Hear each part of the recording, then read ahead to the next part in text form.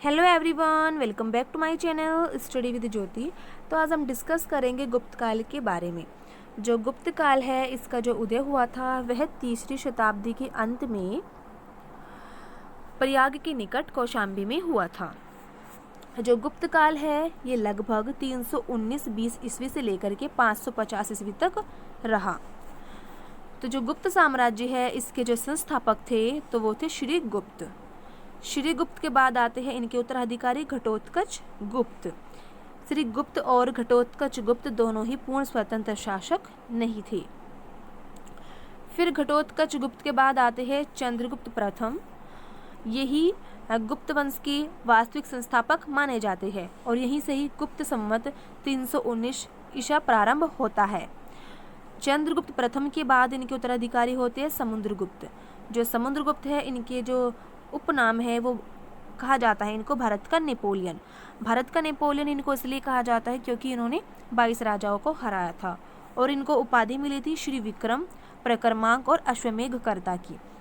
इनके 2 बेटे थे समुद्रगुप्त के, एक रामगुप्त और एक चंद्रगुप्त द्वितीय। इनके जो उत्तराधिकारी बने थे समुद्रगुप्त के तो वो बने थे चंद्रगुप्त द्वितीय। इनको उपाधि मिली चंद्रगुप्त द्वितीय को विक्रमादित्य। जो इनका कार्यकाल रहा है या इनका जो शासन किया जब इन्होंने, तो उस समय को गुप्त काल का स्वर्ण युग कहा जाता है और चंद्रगुप्त द्वितीय के समय में ही चीनी यात्री फाहियान का आगमन होता है। फिर चंद्रगुप्त द्वितीय के बाद आते हैं कुमारगुप्त प्रथम। इनको उपाधि मिली थी महेंद्रादित्य की और इन्होंने ही नालंदा विश्वविद्यालय की स्थापना कराई थी। कुमारगुप्त के बाद इनके उत्तराधिकारी आते हैं स्कंदगुप्त। स्कंदगुप्त जो है ये गुप्त वंश का अंतिम योग्य शासक था और स्कंदगुप्त के समय में ही हुणों का आक्रमण होता है और इनको उपाधि मिली थी कर्मादित्य की। आई होप आपको यहाँ तक समझ आया होगा। अब हम डिटेलें पढ़ते हैं, देख लेते हैं चंद्रगुप्त प्रथम के बारे में। जो चंद्रगुप्त प्रथम है इनका जो शासन काल रहा है वह 319 से लेकर के 335 ईस्वी तक। नेक्स्ट है चंद्रगुप्त ने 319 ईस्वी में गुप्त संवत का प्रचलन किया। बहुत ही इंपॉर्टेंट है कि कब चंद्रगुप्त ने गुप्त संवत का प्रचलन किया, तो वह 319 ईस्वी में किया। नेक्स्ट है चंद्रगुप्त प्रथम गुप्त वंश का वास्तविक संस्थापक था। जो गुप्त वंश का वास्तविक संस्थापक है वह चंद्रगुप्त प्रथम और जो गुप्त वंश के जो संस्थापक है वो है श्रीगुप्त। अगर वास्तविक आए तो चंद्रगुप्त प्रथम और वैसे संस्थापक आए तो श्रीगुप्त।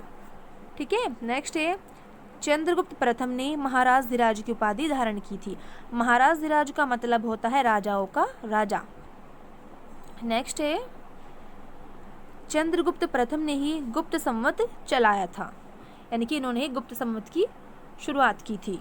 नेक्स्ट है गुप्त वंश का प्रथम महान सम्राट चंद्रगुप्त प्रथम था। यह 320 ईस्वी में गद्दी पर बैठा। इट मीन्स यानी कि जो गुप्त वंश है उसका जो पहले महान राजा थे तो वो चंद्रगुप्त प्रथम ही थे, जो कि 320 ईस्वी में गद्दी पर बैठे थे।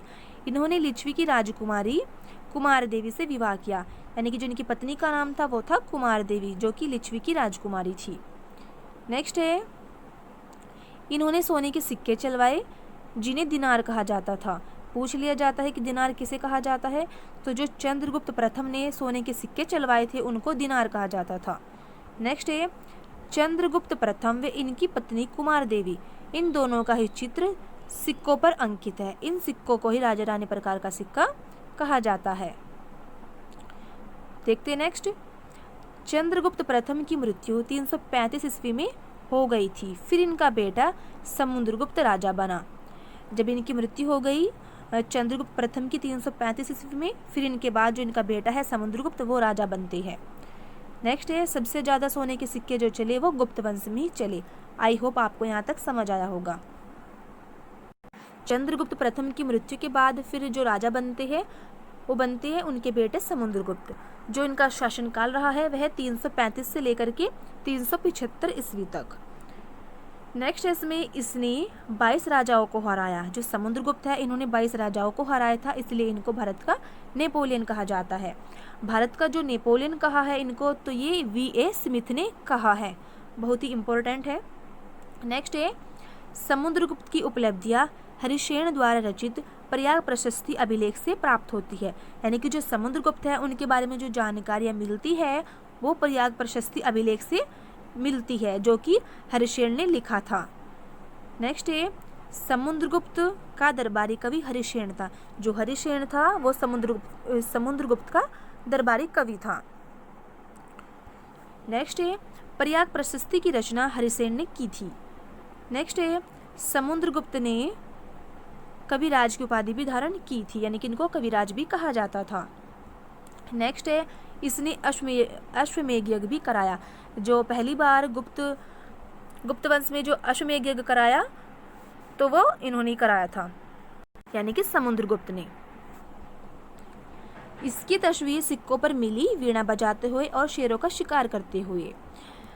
जब इनकी जो तस्वीर सिक्कों पर मिली वीणा बजाते हुए तो उससे ये पता चलता है कि एक अच्छे संगीतकार भी थे। सबसे पहले 2 गांव में मूर्ति पूजा हुई, एक तो बिटार गांव और एक दशावतार मंदिर इनके समय में, जो कि यूपी में है। इसी समय पर पुराणों का निर्माण हुआ और जो समुद्रगुप्त थे ये विष्णु को समर्पित थे, यानी कि ये विष्णु को मानते थे, इसलिए इनको कट्टर हिंदू की उपाधि दी गई। नेक्स्ट है समुद्रगुप्त ने 335 से राज करना शुरू किया और 375 में मृत्यु हो गई। यानी कि जब ये गद्दी पर बैठे तो 335 ईस्वी में बैठे और जो इनकी मृत्यु हुई वह 375 ईस्वी में हो गई। फिर इनके 2 बेटे होते हैं, एक रामगुप्त और एक चंद्रगुप्त। जो रामगुप्त है उनका जो कार्यकाल है वो 375 से लेकर के 380 ईस्वी है और जो चंद्रगुप्त है इनका 380 से लेकर के 412 ईस्वी है। और जो समुद्रगुप्त का उत्तराधिकारी होते हैं वो चंद्रगुप्त द्वितीय होते हैं। यहाँ पर आप द्वितीय कर लेना। आई होप आपको यहाँ समझ आया होगा। अब पढ़ लेते हैं चंद्रगुप्त द्वितीय के बारे में। जो चंद्रगुप्त द्वितीय है इनको विक्रमादित्य के नाम से भी जाना जाता है। इनका जो शासनकाल रहा है वह 380 से लेकर के 412 ईस्वी तक रहा है। चंद्रगुप्त द्वितीय ने उज्जैन को द्वितीय राजधानी बनाया। जो इन्होंने अपनी दूसरी राजधानी बनाया तो वो उज्जैन को बनाया। नेक्स्ट है शक विजय के उपलक्ष्य में विक्रमादित्य की उपाधि धारण की। यानी कि जब इन्होंने शकों को हराया था तो उसी के उपलक्ष्य में इन्होंने विक्रमादित्य की उपाधि धारण की थी। नेक्स्ट है अभिलेखों में चंद्रगुप्त द्वितीय को परम भागवत कहा गया है, यानी कि इनको परम भागवत भी कहा जाता है। नेक्स्ट है चंद्रगुप्त द्वितीय के समय में चीनी यात्री फाइयान आया था। यह 399 ईस्वी में भारत आया, 414 ईस्वी में चला गया। ये बौद्ध धर्म के बारे में जानने के लिए आया था। यानी कि जो चंद्रगुप्त द्वितीय है इन्हीं के समय में ही चीनी यात्री फाइयान वो आए थे 399 ईस्वी में और 414 ईस्वी में चले गए। ये इसलिए आए थे भारत में बौद्ध धर्म के बारे में जानने के लिए। नेक्स्ट है इसमें यहाँ पर इनकम टैक्स यानी कि आयकर का 1/6 भाग हुआ करता था। नेक्स्ट है शकों पर विजय के उपलक्ष्य में चंद्रगुप्त द्वितीय ने चांदी के सिक्के चलाए। यानी कि जब इन्होंने शकों पर अपनी विजय पाई तो उसी की ही खुशी में इन्होंने चांदी के सिक्के चलवाए थे। नेक्स्ट है फाइयान ने अपनी एक किताब लिखी थी, फऊ कुओ थी, इस किताब का नाम है ये। इसी किताब से चंद्रगुप्त द्वितीय के बारे में जानकारी प्राप्त होती है। यानी कि जो पता चलता है चंद्रगुप्त के बारे में, जो चंद्रगुप्त द्वितीय है तो वो इस किताब से पता चलता है, फऊ कुओ थी, जो कि फाइयान ने लिखी थी। नेक्स्ट है पहला भारत का नाटक अभिज्ञान शकुंतलम था। इसकी रचना कालिदास ने की थी। जो कालिदास है ये चंद्रगुप्त द्वितीय के नवरत्नों में से एक थी। ठीक है, तो जो पहला नाटक भारत का था तो वो था अभिज्ञान शकुंतलम, जिसकी रचना कालिदास ने की थी। नेक्स्ट है अब देख लेते हैं इनके नवरत्न। तो इसमें फर्स्ट है धन्वंतरी जो कि चिकित्सक थे। नेक्स्ट है शपणक, ये ज्योतिष। नेक्स्ट है शंकु, ये थे वास्तुकार। एंड नेक्स्ट है वेताल भट्ट, ये थे जादूगर या फिर धर्माचार्य। नेक्स्ट है कालिदास, ये थे नाटक लेखक या फिर साहित्यकार। नेक्स्ट है वररुचि, ये थे प्राकृत लेखक। और नेक्स्ट है अमर सिंह, जो अमर सिंह थे इन्होंने शब्दकोश की रचना की थी और इन्होंने ग्रंथ भी लिखा था, अमरकोश ग्रंथ। नेक्स्ट है वराह मिहिर, जो वराह मिहिर है ये भारतीय गणितज्ञ और खगोलशास्त्री थे। और नेक्स्ट है हरिसेन, जो हरिसेन है ये संस्कृत के लेखक थे। आई होप आपको समझ आया होगा। आप इसका स्क्रीनशॉट भी ले सकते हो क्योंकि बहुत ही इंपॉर्टेंट है। नेक्स्ट है इसमें पंच सिद्धांत में एक सिद्धांत था रोमन सिद्धांत। इसमें जीरो के बारे में विस्तार से है।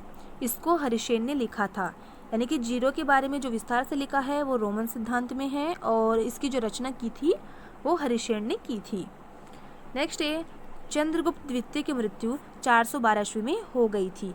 फिर इनकी मृत्यु के बाद जो राजा बनते हैं वो थे कुमार गुप्त, जिनका शासनकाल है वह 412 से लेकर के 455 ईस्वी तक। अब जानते हैं इनके बारे में। कुमार गुप्त को उपाधि मिली थी महेंद्रादित्य की और इन्होंने ही नालंदा विश्वविद्यालय की स्थापना कराई थी। नेक्स्ट है कुमार गुप्त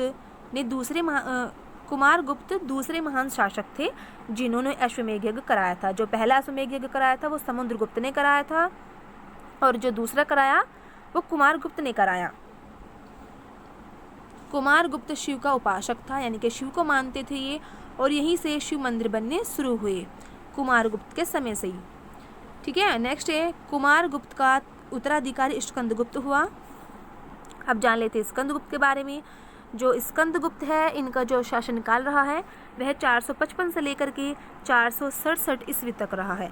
इनको उपाधि मिली थी कर्मादित्य की और इनको कार्तिकेय के नाम से भी जाना जाता था और इसी के समय में पुराण लिखे गए थे। जो पुराणों की संख्या है वह 18। स्कंदगुप्त ने गिरनार पर्वत पर स्थित सुदर्शन झील का पुनरुद्धार किया। नेक्स्ट है स्कंदगुप्त के शासन काल में ही हुणों का आक्रमण शुरू हो गया था और स्कंदगुप्त ने हुणों को हराया था। और जो स्कंदगुप्त है यही गुप्त वंश का आखिरी प्रसिद्ध शासक था। ठीक है। अगर पूछा जाए कि जो प्रसिद्ध शासक था गुप्त वंश का तो वो स्कंदगुप्त था, लेकिन जो आखिरी राजा था तो वो विष्णुगुप्त था। आई होप आपको यहाँ तक समझ आया होगा। इसका जो सेकंड पार्ट है मैं नेक्स्ट वीडियो में अपलोड करूँगी। ठीक है। अगर आपको वीडियो अच्छी लगी हो तो वीडियो को लाइक शेयर एंड सब्सक्राइब करना ना भूलें। Thanks for watching. मिलते हैं नेक्स्ट वीडियो में।